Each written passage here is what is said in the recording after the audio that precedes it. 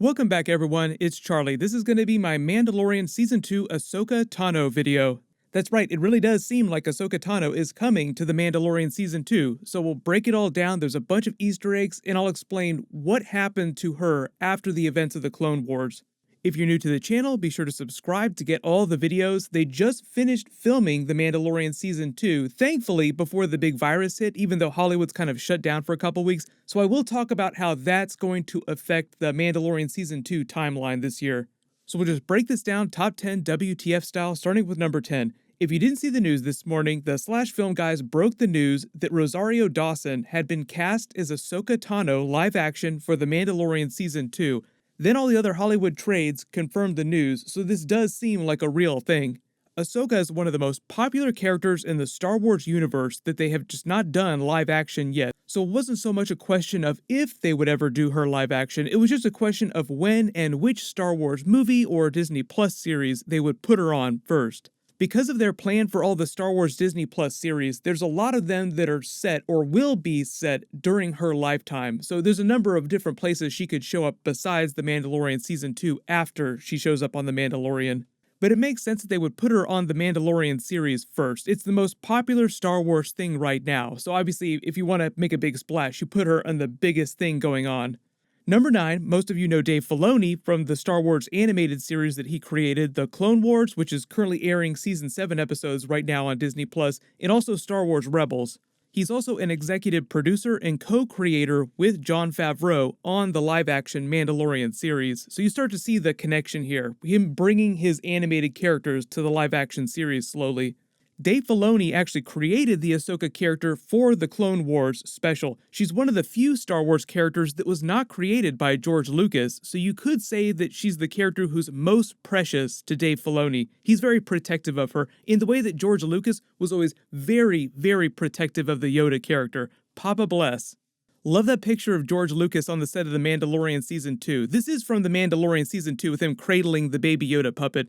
But when they were getting ready to premiere The Mandalorian Season 1 back at D23, Dave Filoni did several interviews where people asked him if they would bring animated characters into the live-action series. This was his answer. You see a world in which someone like Ahsoka could go live action, or anyone else, like some of your animated creations could make the jump in, vice versa? Yeah, you know, never say never. As you can tell from his answer, it's basically him chuckling saying yes, like just you wait till you see what I have planned. In number 8, here's the thing too, at the time he did that interview, they had already started working on the Mandalorian Season 2 episodes, meaning they had probably already signed Rosario Dawson to a deal to play Ahsoka. We don't know which episode she shows up in and how many episodes she's going to be in during Season 2, but The Mandalorian Season 2 will have 8 episodes total just like Season 1. I don't know how long the episodes will be because the Season 1 episodes were pretty short from what you would normally expect. But Rosario Dawson does have recent history with the Ahsoka character. This whole live-action Ahsoka theory has actually been around for a long time. Way back in 2017, she tweeted this, "Ahsoka lives." That was before she showed up on Star Wars Rebels. Then she showed up on Good Morning America actually talking about it with them questioning her and her saying, "Oh, you know, I'm hoping that this bodes well, that Star Wars will cast me as Ahsoka in live action." There's a whole campaign that's going on online to try to get me in Star Wars to play Ahsoka Tano, which would be amazing. Because you know what? Star Wars follows you on Twitter. They don't follow anybody who's not in their movie. I know. I'm like, sign. I think it's a good sign. Internet, help me out. Obviously, that was while all the new movies were happening, so we always wondered if she would show up somewhere in the movies, and she kind of did, but not in the way we expected. And just for reference, Ahsoka would be in her early 40s while the events of the Mandalorian series are going on, so she's still pretty young. Rosario Dawson in real life is about 40 years old, so she's about the same age as Ahsoka would be during the Mandalorian Season 2. Number 7 WTF. A lot of people also asking what's going on with Ashley Eckstein and if they're going to pull a Darth Maul live action like they did during Star Wars Solo. Everyone remembers at the end of Solo, A Star Wars Story, Darth Maul shows up and it's secretly revealed that he is the head of the Crimson Dawn criminal empire, which sort of flows with what was happening with him at the end of the Clone Wars. But what they did for that performance is that they had Ray Park, an older Ray Park in real life, come back to reprise the role as Darth Maul from the original prequel movies, but they also had Sam Witwer doing the voice, so it was two actors combined to form this one performance. Sam Witwer had been doing the voice of Darth Maul for years on Star Wars The Clone Wars animated series. So because Ashley Eckstein has been the voice of Ahsoka Tano on The Clone Wars, she also came back and did her voice during Star Wars Rebels. I've seen a lot of people in my timeline ask if they're just going to dub Ashley Eckstein's voice onto Rosario Dawson's performance, and I don't think that they're going to do that in this case. If it were a lesser actor playing live-action Ahsoka, I would say probably yes, but the main reason why they dubbed Sam Witwer's voice onto Ray Park is because when Ray Park played Darth Maul during the prequels, he was actually being dubbed then too. He's always been dubbed. It's never been Ray Park's real voice as Darth Maul. So it's not quite the same situation with the Ahsoka character, but if I hear anything more about Ashley Eckstein being involved with the project, I'll totally do a video about it. Number 6 WTF, what happened to Ahsoka after the events of the Clone Wars? So right now, Ahsoka just came back during the Clone Wars Season 7, Episode 5. The episode literally dropped this morning. She shows up in a level 1313 underworld story arc on Coruscant. There was a bunch of deleted episodes when the Clone Wars was canceled, so I don't know how much of the original ideas survived into the new episodes. But her big storyline during Clone Wars Season 7 is about her teaming back up with the Jedi, the Mandalorians, and the Republic forces again to help liberate Mandalore from Darth Maul and his crime syndicate forces. You may have even seen the special hashtag that Star Wars created for Darth Maul's forces this season, the Mandalorian. Clearly a joke on the Mandalorian series. This is the way. The Mandalorians are just the special troopers that work for Darth Maul that took his side during this big conflict and made their armor look like him. So underneath that armor, those are just regular looking Mandalorians serving Darth Maul. But the big final arc for Ahsoka during this Clone Wars final season is Ahsoka versus Darth Maul. They both survive into the future because both Darth Maul and Ahsoka show up on Star Wars Rebels for a rematch, and then obviously Ahsoka now is showing up on The Mandalorian, so we know that she survives into the future.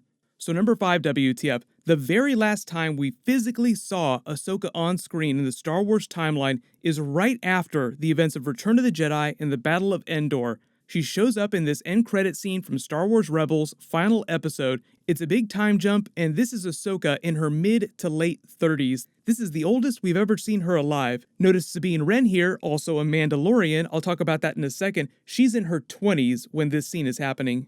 The events of the Mandalorian series take place about 5 years after this scene, so not that much time goes by. But number 4, that's not the last time that Ahsoka shows up in the Star Wars timeline. The very last time she shows up is during Rise of Skywalker, when Rey hears the voices of the Jedi calling out to her. So if you haven't seen Rise of Skywalker, just careful for spoilers, because we'll be talking about this Ahsoka scene.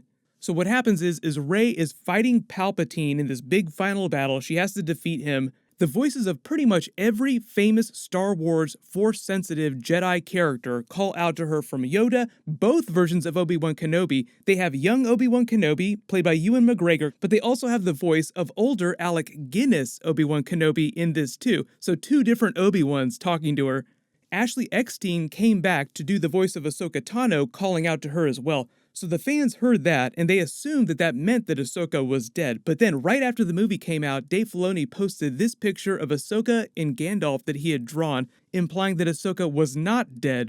Number 3 WTF, what is Ahsoka doing during the events of The Mandalorian Season 2, if this is 5 years after the last time we saw her? Assuming she's no longer traveling with Sabine Wren, Ahsoka would probably be roaming around the Outer Rim, probably trying to help people and searching for more Jedi that survived the Purge. We can predict then that along come the Mandalorian, Baby Yoda, and Moff Gideon in a mess of trouble with them. The Mandalorian, Din Djarin, was given orders from the Armorer in the finale to seek out the Jedi so that they could help Baby Yoda and train him as a Jedi, seek out his people. Ahsoka is probably the former Jedi that he runs into.